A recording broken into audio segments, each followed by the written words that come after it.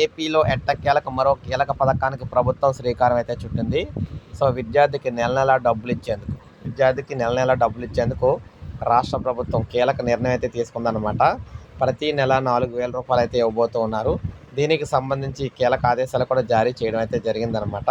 అసలు ఈ పథకం ఏంటి, ఎవరికి వర్తిస్తుంది అనే పూర్తి వివరాలు అయితే ఇప్పుడు మనం చూద్దాం. సో ఆంధ్రప్రదేశ్లో మనం చూసుకున్నట్లయితే ఆ పిల్లలకు నెలకు 4,000 రూపాయలు, అనాథ పిల్లలకు నెలకు 4,000 చొప్పున ఇచ్చే మిషన్ వాత్సల్య పథకానికి ఆంధ్రప్రదేశ్ ప్రభుత్వం దరఖాస్తులు స్వీకరిస్తూ ఉంది.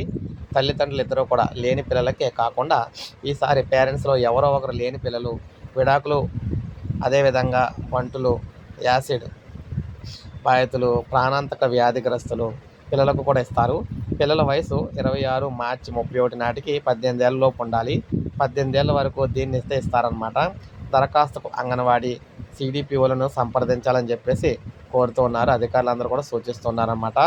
అంటే అంగన్వాడీకి సంబంధించి మీ దగ్గరలో ఉన్న అంగన్వాడీ టీచర్లను సంప్రదించినట్లయితే వారు సిడిపిఓ ఆఫీస్ని అయితే సందర్శిస్తారు.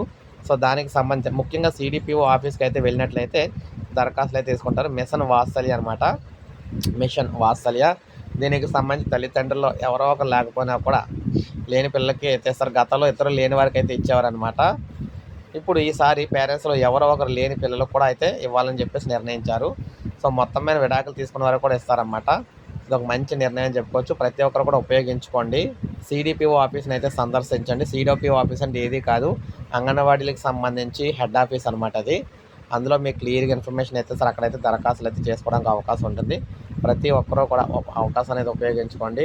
ఒక లైక్ చేస్తే అందరికీ తెలుస్తుంది అనమాట. అదేవిధంగా సబ్స్క్రైబ్ చేసుకోకపోతే మన ఛానల్ సబ్స్క్రైబ్ చేసుకుని ఫాలో